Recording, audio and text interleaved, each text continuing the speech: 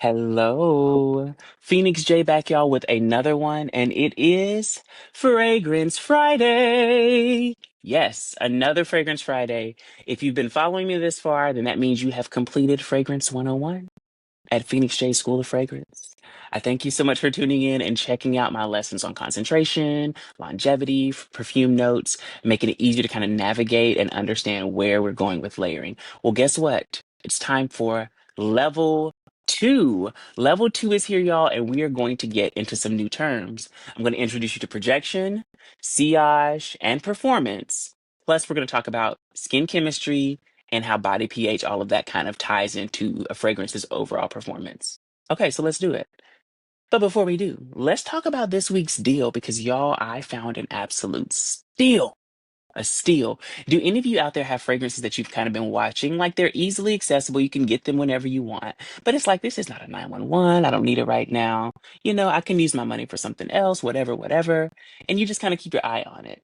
I have one like that. I've been watching it for a minute, and this normally retails for about $100 a bottle, a little over $100 a bottle. I was able to get this for $30, y'all, at the local TJ Maxx. And this is from Nest, New York. This is South Pacific Sandalwood. I have been eyeing this one for a minute, and I have so many other Nest fragrances in the roller balls. And South Pacific Sandalwood is one that I did not have. But instantly, when I saw it on sale, $30, I knew I had to get it. So I got it. And upon smelling it, I've layered it. I've already layered it. I've got to tell y'all what I've got on because this is definitely going to become one of those like signature layers for me. Okay, so first I put down the Nest South Pacific Sandalwood. I knew I was gonna love it. I mean, it radiates. It is a beautiful, woody, bright, soft fragrance. Sits just delicately on the skin, not overwhelming. A true softwood versus a hardwood. And I knew that because of some of the notes in it, I knew it was going to work with some of my favorites in my collection. So one fragrance I instantly pulled because I knew it was going to work very well with it is from one of my favorite fragrance houses. This is from Fleur. This is Father Figure from Fleur. It is one of my all-time favorites, and I knew this was going to work perfectly with the South Pacific sandalwood because they have that nice, soft sandalwood quality about them, but this crisp freshness, where in this case we're getting the fig, that is just next level. I mean, it's absolutely beautiful. And I have a body mist that I was like, ooh, this could sit perfectly on top. This could cover the hair. This could cover the body.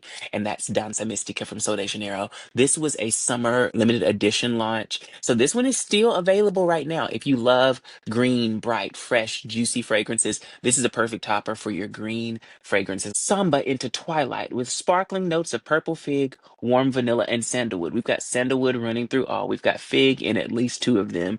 It's gorgeous combo. Those three together, gorgeous combo. So that's kind of how my mind works when it comes to combos. And what I knew is that this was going to give me fantastic projection, fantastic sillage, and overall as a layer, I was going to love how I performed.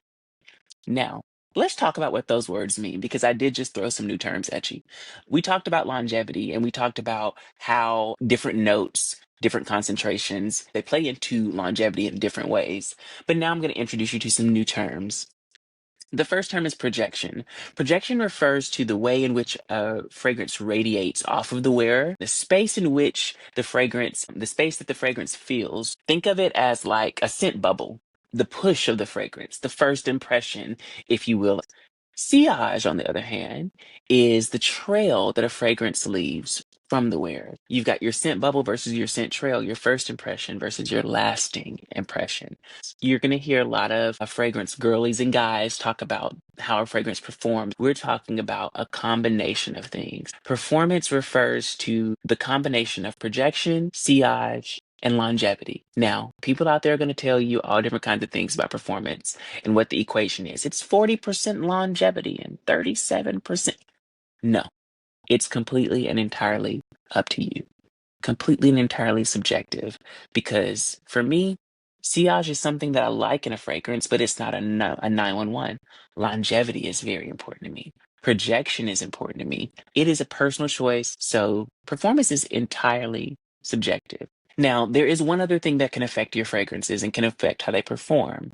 Let's say you're at a perfume counter and there's a fragrance you smell on a strip, And it's got gorgeous, citrus and floral notes that you're just loving. And you're like, wow, I can't wait to wear that.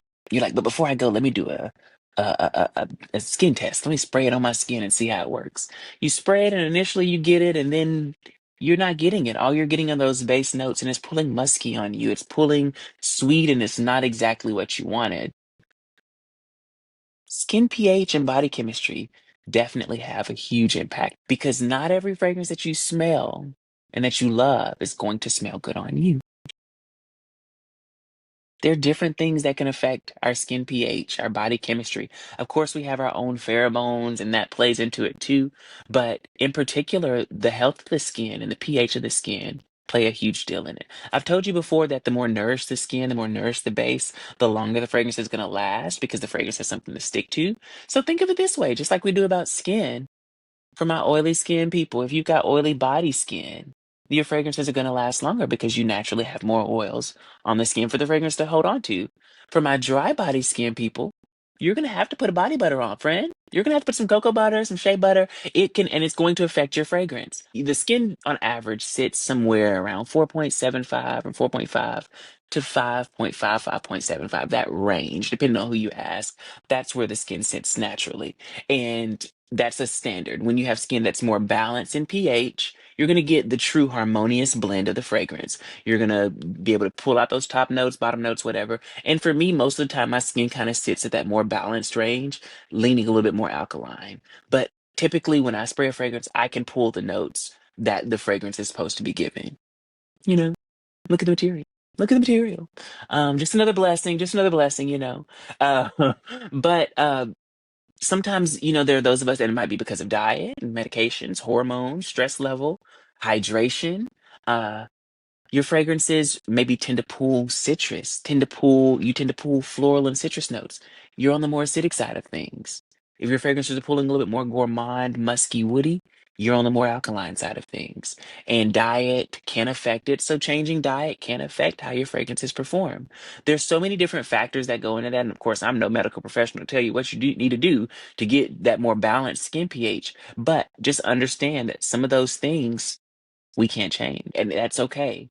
How do you figure out which way your skin leans if you're not already wearing fragrances? A good way to start are skin scents. Something like you from Glossier, me from Sniff, Not a Perfume, whether it's the original or the Superdose from Juliet Has a Gun. These are great examples of fragrances that are going to help you pull those personal notes a little bit more and help you understand where your skin is naturally falling. Okay. Also, think about what fragrances that you love that smell good on you, that you get more compliments on. Are you getting more compliments on your gourmands? Are you getting more compliments on your citruses? That's going to also give you an idea of where you fall. So, keeping those things in mind, projection, sillage, body chemistry, you might be thinking, can I affect any of those things? Can I, make my fragrance project more, or can I affect the sillage? What can I do? Yes, you can, friend. I'm here to tell you how. If you want to increase the projection of your fragrance, layer it with other fragrances that have similar notes. For example, Aqua Mystica, that's not what it's called. Danza Mystica and Father Figure both have a fig note, and Danza Mystica also has a sandalwood note. So spraying that onto my combination increased both the fig and the sandalwood's projection. But doing complementary body things are going to affect the sillage. Think about it. When you have the body butter on, it's going to, hit the hot spots on the skin. Same with your body oils. So knowing how to layer, and we're going to get into some intermediate layering next week, don't y'all worry. But knowing how to layer those fragrances is going to allow you to increase projection, increase sillage, in some cases to increase longevity so that you can increase the total performance of your fragrance and really enjoy the experience that you create. Guys, I thank you so much for tuning in to another week. I love you guys, and I will smell you later. Phoenix J out, and I'll see you next week.